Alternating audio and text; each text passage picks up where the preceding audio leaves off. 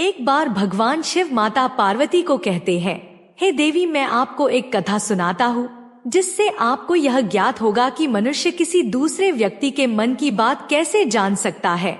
एक समय की बात है, एक छोटा सा गांव था। उस गांव में दो भाई किशन और गोपी रहते थे। बड़ा भाई किशन अंधा था, जिसके कारण वह हमेशा घर पर ही बैठा रहता था। गोपी खेती किया करता था, लेकिन खेतों में अधिक जानवर आने से पूरी फसलें नष्ट हो जाती थी, जिस कारण गोपी बहुत परेशान हो चुका था। तभी उसे एक तरकीब सूझी। एक दिन उसने सोचा, खेतों में से इन जानवरों को भगाने के लिए क्यों ना मैं अपने बड़े भाई किशन की मदद लूं। वैसे भी बड़े भैया अंधे हैं, अगर वह खेत में बैठे रहेंगे, जानवरों की आहट आने पर वह उन्हें जोर से चिल्लाकर भगा देंगे तो हमारी फसलें बच सकती है। यह सब सोच विचार करने के बाद उसने अपने खेत में ही एक छोटी सी झोपड़ी तैयार की और अपने अंधे भाई को उसे खेत में बैठा दिया। उनसे कहा, भैया, यदि कोई जानवर की आहट आपको सुनाई दे तो आप जोर जोर से चिल्लाना। यह सुनकर वह जानवर यहाँ से भाग जाएंगे और हमारी फसलें नष्ट होने से बच जाएगी। बड़ा भाई अपने छोटे भाई की बात मान लेता है। वह उसे दिन से खेत में ही रहना शुरू कर देता है और जब भी किसी जानवर की आहट उसे सुनाई देती तो वह तुरंत जोर जोर से चिल्लाना शुरू कर देता, जिससे वह जानवर उसके खेतों से भाग जाते हैं। ऐसा करते करते कई दिन बीत चुके थे। एक दिन उसके खेत में एक हिरन भागता हुआ आया और वह खेत के बाड़ को तोड़कर वहां से भाग गया। लेकिन इस हिरन का पीछा करते हुए एक राजा भी उसे खेत में आ पहुंचा। राजा की नजर उसे अंधे भाई पर पड़ती है। राजा उस व्यक्ति से कहता है, मैं यहाँ पर एक जानवर का पीछा करते हुए आया हूँ, क्या तुमने उस जानवर को यहाँ पर देखा है? इस पर वह व्यक्ति कहता है, हे राजन, मैं तो अंधा हूँ, मैं भला किसी जानवर को कैसे देख सकता हूँ। लेकिन मैं आपको इतना जरूर बता सकता हूँ कि जो जानवर मेरे खेतों से होकर भागा है वह आपके लायक नहीं है। आप उसके पीछे अपना समय यूं ही व्यर्थ कर रहे हैं। राजा उस अंधे व्यक्ति की बात सुनकर बड़ा अचरज में पड़ गया। वह यह सोचने लगा कि आखिर यह तो अंधा है, फिर इसे कैसे पता कि जिस हिरन को मैं तलाश रहा हूँ वह हिरन मेरे लायक है ही नहीं।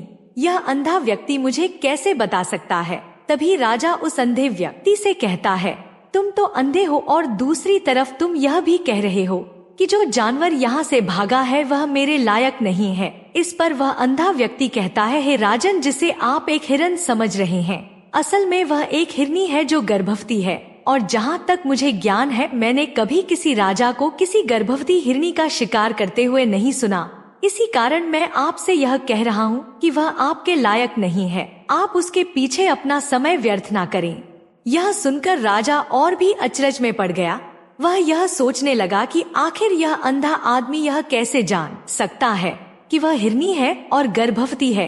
राजा कुछ देर सोच विचार करने के बाद अपने सेनापति से कहता है, सेनापति, पता लगाकर आओ कि क्या सच में वह हिरनी है और गर्भवती है। सेनापति जल्द ही पता लगाकर आ जाता है और कहता है, राजन, इस अंधे ने जो कहा है वो सच है। तब राजा उस अंधे व्यक्ति से कहता है, तुम तो अंधे हो और दूसरी तरफ तुमने यह बता दिया कि जिस जानवर का पीछा मैं कर रहा हूँ वह एक हिरनी है और वह गर्भवती भी है। आखिर तुम्हें यह कैसे पता चला? तुम्हारे खेत में और भी तो जानवर आते होंगे और भी तो जानवर यहाँ से गुजरते होंगे, फिर तुमने यह कैसे अंदाजा लगाया? वह अंधा व्यक्ति राजा से कहता है, हे राजन, आप जिस हिरनी का पीछा कर रहे थे वह हिरनी जब मेरे खेत में आई तो उसकी रफ्तार और उसके भागने की आहट से मुझे यह एहसास हो चुका था कि यह एक हिरनी है। और मेरे खेत की जो बाड़ है वह बहुत छोटी है, उसकी ऊंचाई ज्यादा नहीं है। यदि कोई हिरण होता तो उस बाड़ को बड़ी आसानी से लांघ जाता, लेकिन वह हिरनी इस बाड़ को तोड़कर भागी। यदि वह इस बाड़ को छलांग लगाकर पार करने का प्रयास करती तो इससे उसके बच्चे को खतरा होता। इस कारण वह मेरे खेत की बाड़ को तोड़ते हुए भागी। राजा उस अंधे आदमी का यह जवाब सुनकर पूरी तरह से संतुष्ट हो चुका था। वह मन ही मन यह सोच रहा था कि आदमी भले ही अंधा हो लेकिन यह तो बड़ा ज्ञानी मालूम पड़ता है। इस आदमी से कुछ ना कुछ तो काम निकलवाना ही चाहिए। यह विचार लिए हुए राजा वहां से वापस अपने महल की ओर लौट जाता है। दूसरे दिन राजा उस अंधे व्यक्ति को राजमहल में बुलाता है और अंधे व्यक्ति से कहता है कि आप तो बड़े ज्ञानी व्यक्ति हैं, आपको किसी भी बात का पता बड़ी आसानी से चल जाता है। आज मैंने आपको यहाँ पर इसलिए बुलाया है क्योंकि मैं आपसे यह जानना चाहता हूँ कि मेरी पत्नी पतिव्रता है या नहीं। इस पर वह अंधा व्यक्ति कहता है, हे राजन, यह कैसा प्रश्न हुआ। इस पर राजा कहता है, मैंने आपसे बिल्कुल उचित प्रश्न किया है, मुझे इस प्रश्न का उत्तर दीजिए। इस पर वह अंधा व्यक्ति कहता है, हे राजन, यह सारी बातें जाने दीजिए। आपकी शादी को इतने साल बीत चुके हैं और अब आप यह बात क्यों जानना चाहते हैं? आपके मन में ऐसे प्रश्न क्यों उठ रहे हैं? इस पर राजा जिद करते हुए कहता है, देखिए, आपको मुझे इस प्रश्न का उत्तर तो देना ही होगा। यदि आप मुझे इस प्रश्न का उत्तर नहीं दोगे तो मैं आपको मृत्यु दंड दे दूंगा। राजा के मुख से यह बात सुनकर वह अंधा व्यक्ति कहता है, हे राजन, यदि आप इस प्रश्न का उत्तर चाहते हैं तो उसके लिए आपको मेरा एक काम करना होगा। राजा कहता है, बोलो, मुझे क्या काम करना होगा। इस पर व्यक्ति कहता है, इसके लिए आपकी पत्नी को मेरे साथ कमरे में अकेले छोड़ना होगा। उस अंधे व्यक्ति की यह बात सुनकर राजा पहले तो क्रोधित हो जाता है, लेकिन फिर कुछ सोच विचार करने के बाद वह उसे व्यक्ति की बात मान लेता है और अपने सेनापति को आदेश देता है, सेनापति जी, इस व्यक्ति को और मेरी पत्नी को एक कमरे में कुछ देर के लिए अकेला छोड़ दें। सेनापति बिल्कुल वैसा ही करता है। अब राजा की पत्नी और अंधा आदमी एक कमरे में बंद हो चुके थे। तभी वह अंधा आदमी राजा की पत्नी से कहता है, मुझे आपको छूना है। इस बात पर रानी अत्यधिक क्रोधित हो जाती है और उसे अंधे आदमी को वह पकड़ पकड़ कर पीटने लगती है, कभी हाथों से तो कभी लातों से। इस तरह से उसने उस अंधे आदमी की खूब पिटाई की। उसके बाद किसी तरह से वह अंधा आदमी अपनी जान बचाकर वहाँ से भाग निकलता है और वह राजा के पास पहुँचता है और वह राजा से कहता है, हे राजन, आपकी पत्नी पतिव्रता नहीं है। यह बात सुनकर राजा अत्यधिक क्रोधित हो उठता है और राजा अपनी तलवार निकालकर सीधा अपनी पत्नी की ओर जाता है और क्रोधित होकर वह अपनी रानी से कहता है, रानी जी, आज मैं जो भी सवाल आपसे करूं उसका मुझे सच सच जवाब दीजिएगा। यदि आपने एक शब्द भी झूठ कहा तो मैं आपका सर धड़ से अलग कर दूंगा। राजा कहता है, मुझे बताइए, क्या आप पतिव्रता है या नहीं।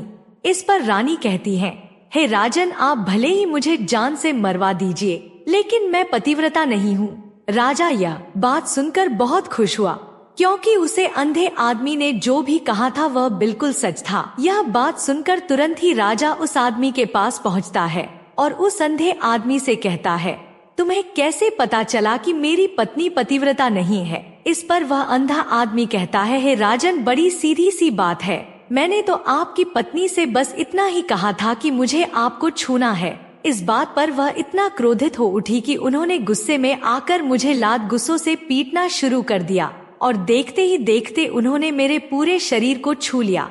अब आप ही बताइए, ऐसी स्त्री पतिव्रता कैसे हो सकती है। इस पर राजा कहता है, तुम तो बड़े ज्ञानी मालूम पड़ते हो। अच्छा ठीक है, चलो तुम मेरे एक प्रश्न का और जवाब दो। यदि तुमने मुझे इस प्रश्न का सही जवाब दे दिया तो मैं तुम्हें यहाँ से जाने दूंगा। आगे राजा उसे अंधे आदमी से कहता है कि तुम मुझे यह बताओ, क्या मैं सच में अपने पिताजी का ही बेटा हूँ या फिर किसी और का। इस पर वह अंधा भी कहता है, हे राजन, इस बात से आपका क्या लेना देना। आप किसी के भी बेटे हो, आखिर आप है तो इस राज्य के राजा है, इसलिए इस प्रश्न को जाने दीजिए। लेकिन राजा कहता है, नहीं नहीं, मुझे इस प्रश्न का सही जवाब चाहिए, अन्यथा यह प्रश्न मुझे हमेशा परेशान करता रहेगा। इसलिए मैं इसका सही जवाब जानना चाहता हूँ। यदि तुम इसका सही जवाब दे देते हो तो तुम यहाँ से जा सकते हो, मैं तुम्हें नहीं रोकूंगा। इस पर वह अंधा आदमी कहता है, हे राजन, इसके लिए तो मुझे आपके मन में भी जाने की कोई आवश्यकता नहीं है। मैं आपको अभी यह बता सकता हूँ कि आप किसके बेटे हैं, लेकिन उससे पहले मैं चाहता हूँ कि आप मुझे एक वादा करें कि आप मुझ पर क्रोध नहीं करेंगे। राजा ने कहा, मैं तुमसे वादा करता हूँ, मैं तुम पर क्रोध नहीं करूँगा। इसके बाद वह अंधा आदमी राजा से कहता है, हे राजन, आप है तो अपने ही पिता के पुत्र है, लेकिन आप पर एक कंजूस सेठ की छाया पड़ी हुई है। यह सुन राजा बहुत क्रोधित हो उठा और वह तुरंत तलवार निकालकर अपनी माँ के पास जा पहुँचा। वह वहाँ पर पहुँचने के बाद अपनी माँ से कहता है, माँ, मुझे सच बताइए, क्या मैं अपने ही पिता का पुत्र हूँ या नहीं। यदि आपने मुझे सही नहीं बताया तो मैं यही अपने प्राण त्याग दूंगा। मुझे बताओ, क्या सच है।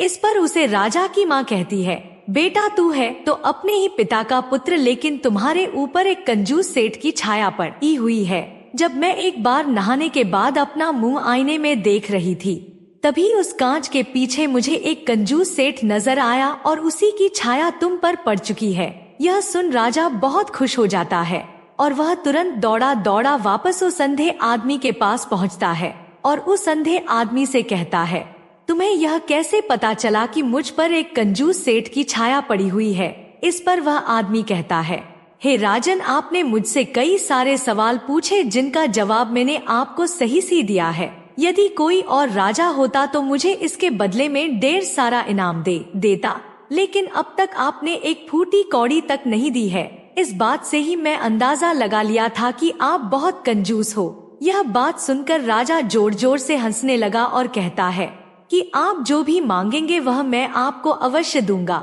लेकिन मुझे यह बताओ कि तुम्हें कैसे पता चल जाता है कि कौन सी बात सही है और कौन सी गलत? तुम किसी भी बात का इतना सटीक और सही जवाब कैसे दे पाते हो? इस पर वह अंधा आदमी कहता है, राजन, मैं तो वैसे भी अंधा हूँ। यदि मेरी आंखें होती तो मैं किसी की भी मन की बातें बड़ी सरलता से जान लेता। मन की एक भाषा होती है और यह भाषा मनुष्य के शरीर के व्यवहार के रूप में देखी जा सकती है। उसकी आंखों से, उसके होठों से, उसके काम करने के तरीके से, उसकी क्रियाओं से पता किया जा सकता है कि उसके मन में क्या चल रहा है। उसके आधार पर हम किसी के भी मन की बातें जान सकते हैं। लेकिन मैं तो अंधा हूँ, मैं देख नहीं सकता, इसलिए मैं क्रियाओं से देखता हूँ। यदि मुझे कोई बात जाननी हो तो अगले आदमी को कुछ काम देना पड़ता है, जिस पर वह व्यक्ति किस प्रकार काम करता है, उसके आधार पर ही मैं यह पता कर पाता हूँ कि उसके मन में क्या चल रहा है। तभी वह राजा कहता है, तो क्या इसका अर्थ यह हुआ कि मैं भी किसी के मन की बातें जान सकता हूँ? इस पर वह अंधा आदमी कहता है, हे राजन, अवश्य आप भी किसी भी व्यक्ति के मन की बात जान सकते हैं, किंतु उससे पहले आपको अपने ऊपर काम करना होगा, और वह काम है अपने मन को शांत कर अपने मन को वर्तमान में लाना, जिसके लिए मैं आज आपको 3 तरीके बताता हूँ, और यह तीनों ही तरीके बड़े ही आसान और सरल है। किंतु हे राजन, उससे पहले आपको एक काम करना होगा, अपने मन को एकाग्र करना होगा। जब हम अपने मन को एकाग्र करते हैं तो हम दूसरे के मन की बात जान सकते हैं। राजन, जो सबसे पहला तरीका है, आंखों पर ध्यान देना। किसी व्यक्ति से बात करते वक्त उसकी आंखों में देखना, उसकी आंखों पर ध्यान देना जो सबसे ज्यादा जरूरी है, क्योंकि आंखें बोलती नहीं पर बहुत कुछ कह जाती है। यदि हम किसी व्यक्ति की आंखों के इशारों को समझना सीख जाए तो हम यह जान पाएंगे कि व्यक्ति के दिमाग में क्या चल रहा है, वह क्या सोच रहा और अभी वह क्या करने वाला है। मेरे पास आंखें नहीं, लेकिन मैंने अपने गुरु से यह विद्या सीखी है, क्योंकि बहुत सालों पहले मेरे पास आंखें थी और मैं उस वक्त लोगों के मन की बातें केवल उनकी आंखों से ही जान लेता था। इसलिए यदि आप भी दूसरों की मन की बातें जानना चाहते हैं तो आपको भी उनकी आंखों पर गौर करना चाहिए। ठीक उसी प्रकार चेहरे के हाव भाव होते हैं जिससे हम मन की बातें बड़ी आसानी से समझ सकते हैं, और इन्हें भी समझना बहुत जरूरी है। कोई व्यक्ति अपने चेहरे से जैसे आँख, होंठ और बहुत से कुछ अलग अलग व्यवहार करता है। यदि आप किसी व्यक्ति के चेहरे में गौर करेंगे तो आप आसानी से समझ पाएंगे कि वह व्यक्ति निराशा है, जब व्यक्ति बहुत उदास है, या फिर वह बहुत खुश है, या फिर उससे कोई बहुत बड़ा दुख है, वह अपने अंदर क्या महसूस कर रहा है। यह सारी बातें हम उसके चेहरे के हाव भाव से पता कर सकते हैं। फिर चाहे इंसान जुबान से कुछ बोले या ना बोले, लेकिन आप उसके चेहरे से सब कुछ पता कर सकते हैं। तीसरा तरीका बताते हुए कहता है, हे राजन, इसी प्रकार तीसरा तरीका भी है, और वह है हाथों के इशारे और शरीर का व्यवहार। मन की बात समझने के लिए हमें हाथ के इशारे और शरीर के व्यवहार को समझना बहुत आवश्यक है। कोई व्यक्ति जब बात करता है तो आपने देखा होगा कि वह अपने हाथों को हिलता रहता है, अपने हाथों से इशारा करता रहता है। बातों के साथ साथ अपना शरीर का जो व्यवहार है, अर्थात बॉडी लैंग्वेज, उसका भी पूरा उपयोग करता है, जिससे हमें यह पता चल पाता है कि वह व्यक्ति हमारी बातों पर कितना ध्यान दे रहा है और उसके मन में क्या चल रहा है। उस पर हमें ध्यान देना अति आवश्यक। मन की बात को समझने के लिए हमें शरीर के व्यवहार को भी समझना पड़ता है।